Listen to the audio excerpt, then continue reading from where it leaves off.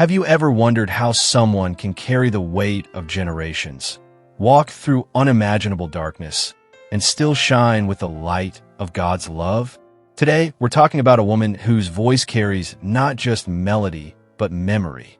Not just harmony, but healing. Lily Isaacs, the matriarch of the award-winning gospel group, the Isaacs, has a story that stretches across war-torn Europe, across the ocean, and into the heart of America. Her testimony is not just moving, it's miraculous.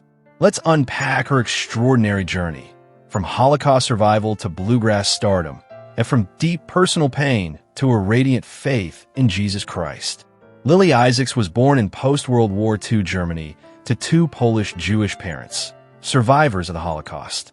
And it's nothing short of a miracle that her parents even met, let alone lived to raise child. Both came from families that were nearly wiped off the face of the earth. Her mother was one of 5 siblings. One seemingly ordinary day, her grandmother told her to take her brother and sister to another village to buy potatoes. It didn't make much sense at the time. There was a store right there in town. But that little errand turned out to be heaven sent, because when they came back, the village had been raided. Their family was gone.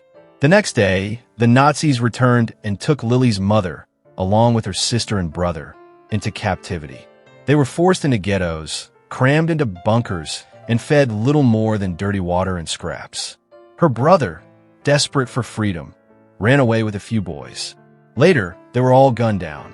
Eventually, the girls were transported to a concentration camp. And this is where the story teeters on the edge between death and deliverance. During a roll call, Lily's mother was placed in one line, separated from her sister and their friend, Sabrina. In a moment of bold courage, Sabrina reached over, grabbed Lily's mother, and pulled her into their line. They could have all been shot for that, but somehow no one stopped them. That small act of defiance saved her life, because the line Lily had originally been placed in, it led to the gas chambers. That's the kind of miracle that runs through this family's story. Not loud or showy, but life-saving. One decision, one friend, one moment. I always love to say this to all the audiences we sing to, is that God already has a plan. Regardless of what your life might be right now, if you find the Lord in your heart and you trust him, he always has a plan. And there's no doubt in my mind that the Isaacs are supposed to be doing what we're doing. Yeah. I just know, because I would have never known to plan it, But my mother was one of 5 children. And when the Nazis, of course, in the 40s, 30s and 40s, the World War II started in 1939. But in those days, you didn't have social media. Nobody had a television. Very few families even had a radio. So there was no form of communication to know what was going on in the world. But there was unrest in a lot of the small towns in Poland and all over Europe. So people heard by word of mouth that there was a war going on, and that this Nazi party from Germany was trying to take people from their homes, and especially Jewish people, and they really didn't know what they were doing with them. But they knew that they were being captured, maybe taken to work camps. So there was a lot of word about that. So my mother said when the Nazis came into her hometown, that I guess my grandmother knew, like, they were coming that day. Like, her neighbors said there's Nazis in the town next door. So for some reason, she told my mother to take her little brother and sister, which my mother at the time might have been 16, 17. And she had a brother that was 13 and a sister that was a year younger than her. She said, why don't you walk over to the next town and get some potatoes for us? And my mother said, well, there's a store here. She said, no, just go to the next town, which would have been about a 30-minute walk for them. So, of course, my mother took her brother and sister in tow, and they went to the next town, and they were gone an hour and a half walking and came back. And when they got back home, everybody was gone. Gone. Her mother was gone. She has a sister that was older than her, that was crippled with polio from birth. So she was pretty much bedfast all of her life. They were gone. Nobody was around. But they didn't know what happened to them. The very next day, the Nazis came back. And that's when my mother and her sister and brother had to go out on the street. And so they were taken to first they went to the ghettos, which there was a ghetto in Częstochowa, Poland, where they were held.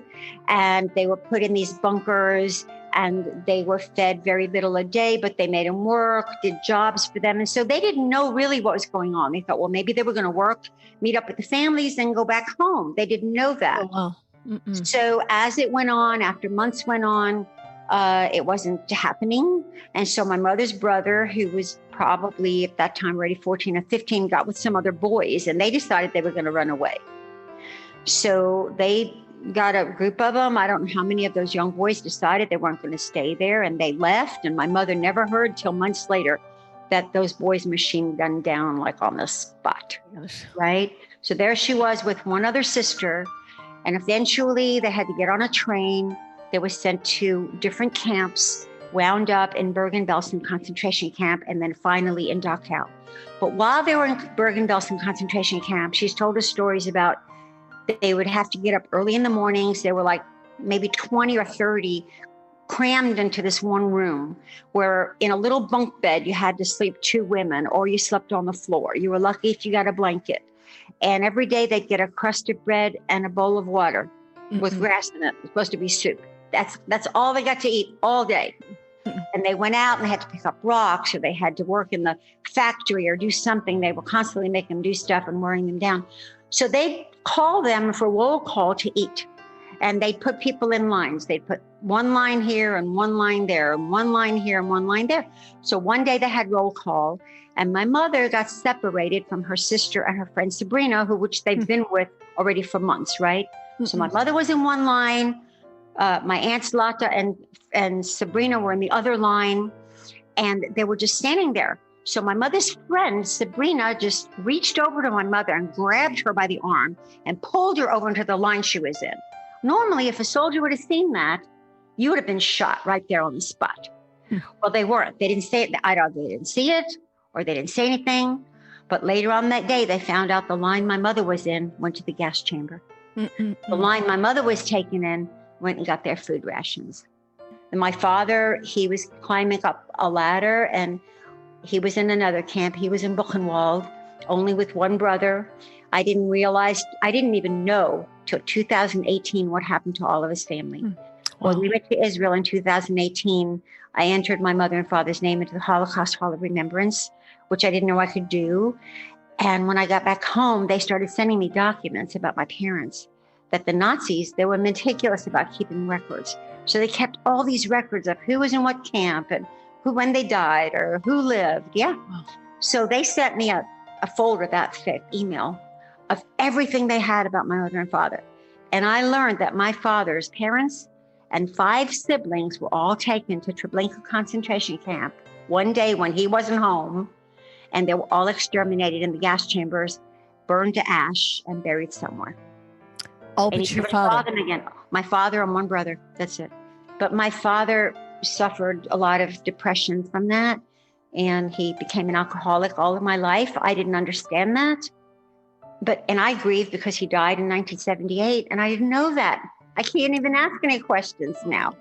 So, you learn things like that, but it was definitely a very hard time in history. So it's just a miracle that, I started to tell you, and I'll let you go on with another subject, that Dad was walking up a ladder, down a ladder, up. It was a really hot day, and he stopped for just a minute. And he said a soldier came by and picked up one of those bricks he was carrying and slammed him in the head with that brick. He fell to the ground, and he said, I don't know how long I laid there. He said, but when I woke up, there was blood all around me, but I woke up. And they left him to die, but he lived again. Wow. A miracle. Lily didn't grow up knowing the full extent of her father's trauma. That truth came later, through research and records.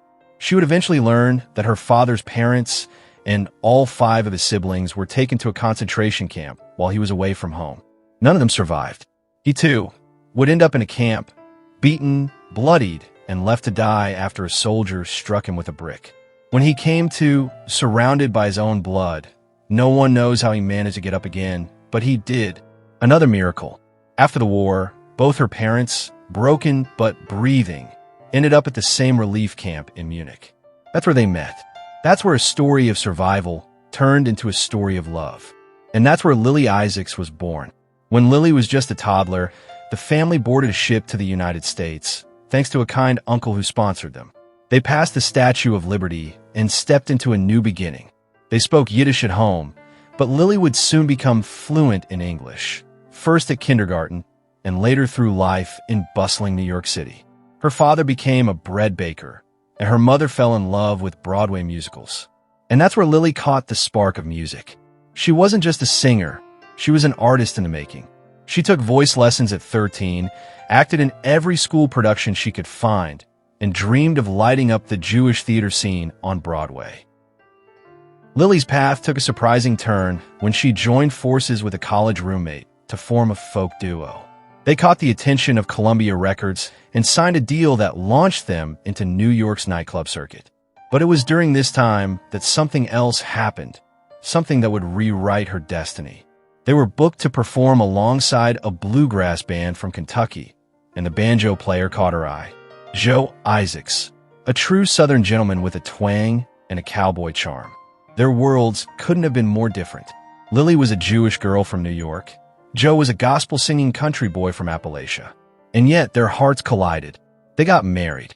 And through Joe's influence, Lily was introduced to something she had never truly known, the gospel of Jesus Christ. Lily's conversion didn't happen overnight. It came slowly, painfully, like water over stone. But one day, the truth of Jesus, the suffering Savior, the risen King, broke through. She often says that the same God her mother questioned during the Holocaust, the one she cried out to on a train with no food or water, is the same God who heard her cries and never left. Lily found healing in Christ, and with that healing came a mission: to sing, to tell, to testify. That calling would become the Isaacs, a musical family rooted in faith, harmony, and redemption. Today, Lily Isaacs is more than a singer. She's a living bridge between past and present, between suffering and salvation, between pain and praise. Her music with the Isaacs reaches millions, songs about Jesus, hope, heaven, and healing. But it's her testimony that grips your heart, because it reminds us that God doesn't waste our pain, that ashes can become beauty, that stories of survival can transform into songs of salvation. There's something about Lily's voice. It doesn't just sing, it carries the weight of history, the legacy of survival, the triumph of faith. And maybe today, you're wondering if your pain has a purpose, if your loneliness has meaning, if your story matters. Let Lily Isaacs remind you, it absolutely does. Because out of the horror of war came a song. Out of a concentration camp came a chorus. And out of death came new life. So if you're looking for encouragement, if you're looking for God in the ruins of your own life, look no further. Look to the one who brought Lily Isaacs through it all. And no, he's still writing your story too. If this story touched your heart, let me know in the comments. And if you want to hear more inspiring testimonies like Lily's, make sure to subscribe, like, and share. Until next time, keep singing and keep believing.